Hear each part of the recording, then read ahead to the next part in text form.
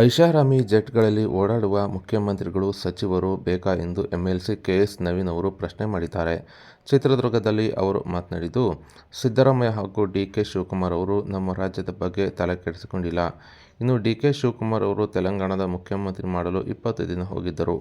ಸಿದ್ದರಾಮಯ್ಯ ಅವರು ಜಿಲ್ಲೆಗಳಿಗೆ ಬಂದರೆ ಜನರು ಪರಿಹಾರ ಕೇಳುವ ಭಯದಿಂದ ನಿಗಮ ಮಂಡಳಿ ಪಟ್ಟಿ ಹಿಡಿದು ದೆಹಲಿಗೆ ಓಡಾಡುತ್ತಿದ್ದಾರೆ. ಇನ್ನು ಬರದಿಂದ ಜನರಿಗೆ, ಜಾನುವಾರುಗಳಿಗೆ ಮೇವಿನ ಕೊರತೆ ಉಂಟಾಗಿದೆ. ಸಿದ್ದರಾಮಯ್ಯ ಅವರು ನಿಗಮ ಮಂಡಳಿಗೋಸ್ಕರ ದೆಹಲಿಗೆ ಓಡಾಡುತ್ತಿದ್ದು ಕೇವಲ ಕೇಂದ್ರದ ಪರಿಹಾರದ ಹಣದ ಮೇಲೆ ಕಣ್ಣಿಟ್ಟಿದ್ದು ಅವರ ಬಗ್ಗೆ ಹೇಳುತ್ತಿಲ್ಲ.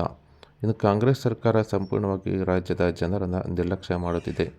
ಈ ಸರ್ಕಾರ ಸಂಪೂರ್ಣ ಬರ ನಿರ್ವಹಣೆ ಮಾಡುವಲ್ಲಿ ವಿಫಲವಾಗಿದ್ದು, ಮುಖ್ಯಮಂತ್ರಿಗಳು, ಸಚಿವರುಗಳು ಐಷಾರಾಮಿ ಜೆಟ್ಗಳಲ್ಲಿ ಓಡಾಡುತ್ತಿದ್ದು ಇಂತಹ ಮುಖ್ಯಮಂತ್ರಿಗಳು, ಸಚಿವರು ನಮಗೆ ಬೇಕೆಂದು ಜನರು ಯೋಚಿಸುವಂತಾಗಿದೆ ಎಂದು ಎಂಎಲ್ಸಿ ಕೆಎಸ್ ನವೀನ್ ಅವರು ಅಸಮಾಧಾನ ವ್ಯಕ್ತಪಡಿಸಿದ್ದಾರೆ.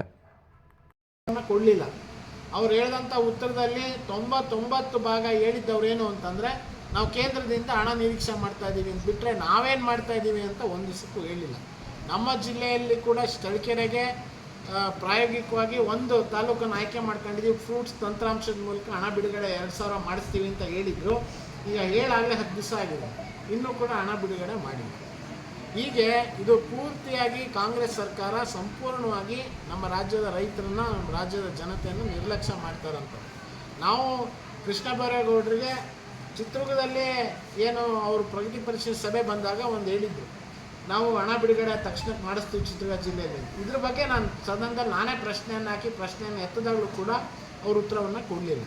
ಹಾಗಾಗಿ ಈ ಸರ್ಕಾರ ಮುಖ್ಯಮಂತ್ರಿಗಳ ಆದಿಯಾಗಿ ಎಲ್ಲ ಮಂತ್ರಿಗಳು, ಈ ಸರ್ಕಾರ ಪೂರ್ತಿಯಾಗಿ ವಿಫಲ ಆಗಿದೆ. ಬರಗಾಲ ನಿರ್ವಹಣೆ ಮಾಡೋಂಥದ್ರಲ್ಲಂತೂ ಸಂಪೂರ್ಣವಾಗಿ ಸರ್ಕಾರ ಎಡು ಬಿದ್ದಿದೆ ಅಂತ ನಾವು ಹೇಳ್ತೀವಿ. ಐಷಾರಾಮಿಗೆ ಮಾಡ್ತಾ ಇರೋದೆಲ್ಲ ಮಾಧ್ಯಮದಲ್ಲಿ ನೋಡ್ತಾ ಇದ್ದೀವಲ್ಲ. ಜನರ ಮಧ್ಯೆ ಇರಬೇಕಾದಂಥವ್ರು ಇವತ್ತು ಸ್ಪೆಷಲ್ ಜಡ್ಜ್ಗಳಲ್ಲಿ ಓಡಾಡ್ತಾ ಇದ್ದಾರೆ. ಈ ಥರದ ಮುಖ್ಯಮಂತ್ರಿ, ಈ ಥರದ ಮಂತ್ರಿಗಳು ನಮಗೆ ಬೇಕಾ ಅಂತೇಳಿ ರಾಜ್ಯದ ಜನ ತೀರ್ಮಾನ ಮಾಡಬೇಕು.